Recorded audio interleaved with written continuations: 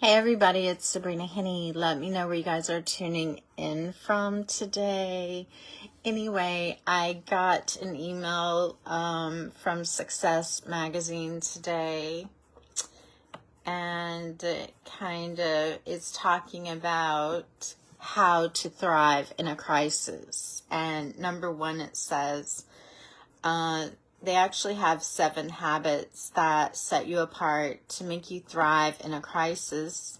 Couldn't help but to think about my book, Beyond Success with Sabrina Henney, where I basically started out at ground zero, and believe it or not, I feel like I'm at ground zero once again, but it doesn't mean that there's a greater book in the making.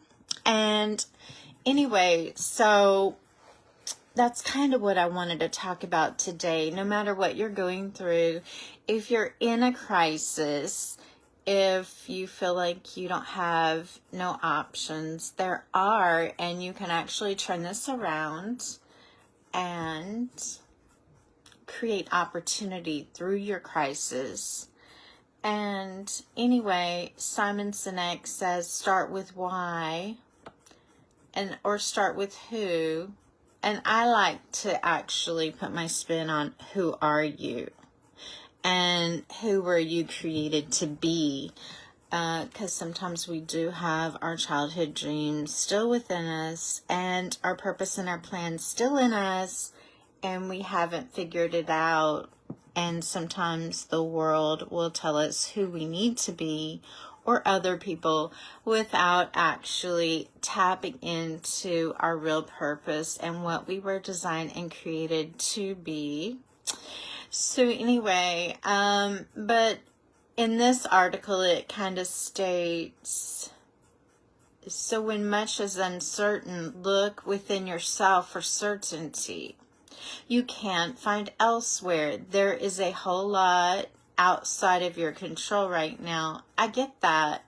But when you decide to take control of how you show up in the world, you empower yourself to handle everything else better. So maybe what you're going through is maybe you're developing new skills.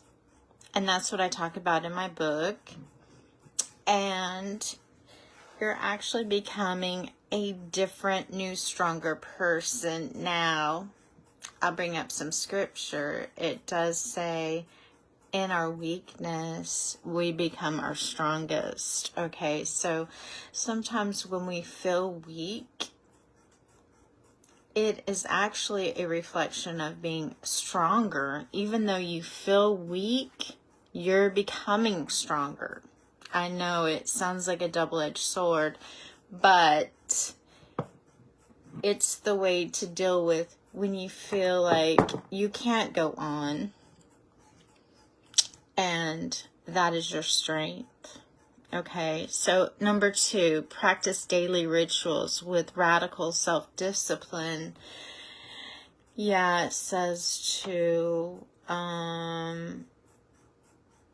set your alarm, move your body, eat well, prioritize your schedule, take control, stay connected. Okay, so wow, that sounds really fluffy and to the point.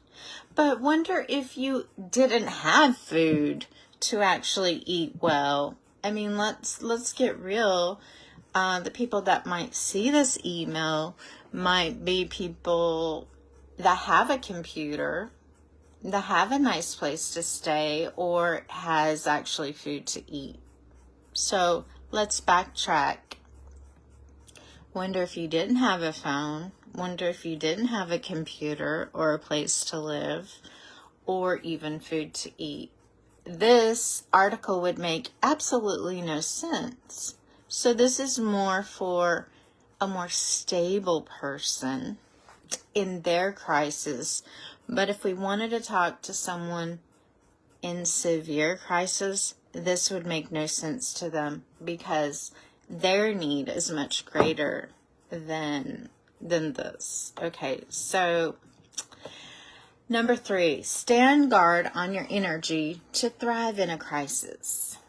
Emotions are contagious, I know, and I'm very grateful for my amazing friends that have been my strength during the process I've been going through the last year and a half, because I did reach a level where I was like, I'm just never going to get through this. I'm just never going to get through it.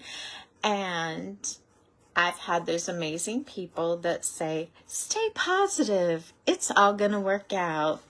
And you will be a better divine person through this whole process. And so we must have faith. And I really think that a higher power does send you people that give you a greater strength than maybe you didn't have before. Because sometimes we can be overwhelmed in business, in life. Things don't work out the way we planned, and what we stood up to. Sometimes you don't have a lot of support, especially in certain areas, certain states that you realize that need improvement. And maybe that's why you go through the things you do. So you can focus on, you know what, this state is really screwed up. It needs a lot of help. Okay. So then you might ask yourself, well, why am I going through this? Okay. And so maybe you need to connect to your higher spiritual self. Maybe what you did long ago, it's your way of actually getting back on track and moving forward.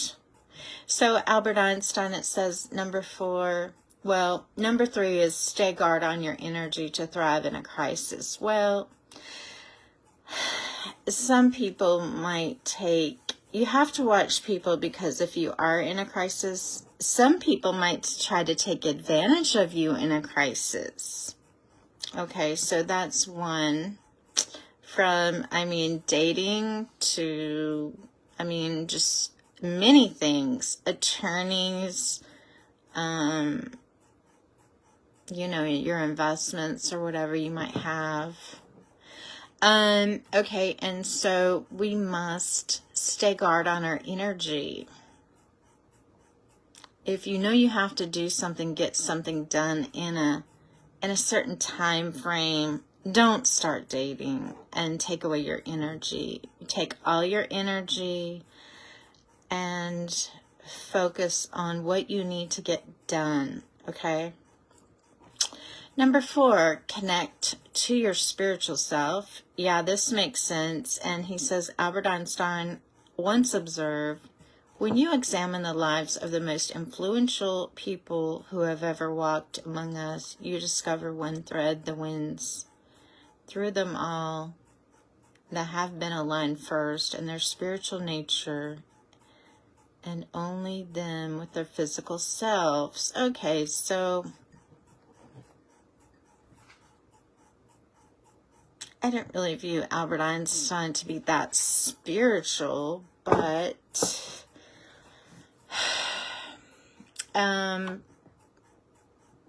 maybe you go back to your childhood, what inspired you or your spiritual self then, and maybe you'll go back to people that have been a support for you, and you find refuge in that.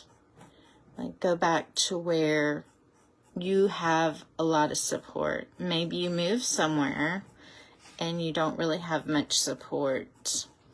Maybe it means kind of going back home sometimes to your roots. Okay.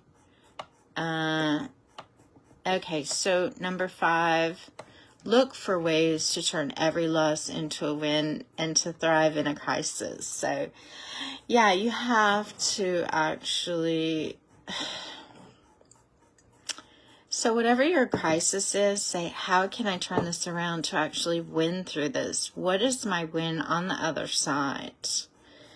For me, my when I was at ground zero, and I say one time, I must confess I've been at ground zero a few times, and it always actually catapulted me into new directions. My first time was actually I produced a book, Beyond Success with Sabrina Kinney, that actually saved many veterans' lives and from PTSD. And anyway, so I'm not gonna like boast myself on that. What I'm saying to you, whatever your crisis is, you can actually turn it around as well and say, how am I going to win through this situation? What's on the other side of this pain? What is on the other side of the pain? So, it says, number 5, look for ways to turn every loss into a win to thrive through a crisis. And sometimes inside we feel like, oh, it's the end of the world. But people looking on the outside, they're like, oh, you'll get through this. This is no big deal, even though it's harder to actually get through your own obstacles because other people can see your strengths and that you are enduring. Number 6, make a plan. And it says use a pencil. Setting goals may be more difficult during times of crisis, but don't let disruption keep you from moving forward toward a sense of purpose. Don't get too attached to how things should unfold. Yeah, that's been my weakness sometimes. This panic has taught us that plans can unravel in an instant, but also to make us the best we can be each day, no matter what curveballs come our way. So set goals, make plans, just with a pencil rather than a pen. As Dad used to say, blessed are the flexible, for they shall not get bent out of shape. Well, that makes sense. That's something good. There is something when you write your affirmations, and that's what I kind of recommend is write daily affirmations with a pencil. And he does kind of insinuate there is power in a pencil, and I don't know what it is. It's the sketching on the paper or whatever, but it is a great tool to use. And be kind to yourself is number 7. Be kind to yourself. We all falter, we all fall. Even the most involved among us can fall prey to fear and the baser inclinations of human nature. Okay, so after all, beating yourself up doesn't lift you up either. It does just the opposite. So yeah, sometimes when we find ourselves in a crisis, we can become our worst enemy. Maybe we don't have a lot of support, but you'll get through it. You will get through it, but treat yourself well. Don't beat yourself up. And then a lot of our crisis, I will say, depends on people in your life that actually the higher power will show you that certain people don't have good intentions for you, and a lot of those people are being used to clear out negative energy in your life. And I think that's why a lot of crisis does emerge. I think it's a higher power kind of cleansing out the negative energy out of your life, and the people that should not be there so you can go to the next level, because some of the people in your life can't go to where you're going. There's just no way. And it's just going to mess things up. Okay, so, and maybe you're not supposed to be where you are. Maybe you think you're supposed to be there, but you're supposed to be somewhere else. And the desires of our heart will indicate that. If you really don't like living somewhere, you're going to be directed somewhere else. Okay, so that's the message for today, is how to thrive in a crisis. Okay, so hang in there. Okay, bye-bye.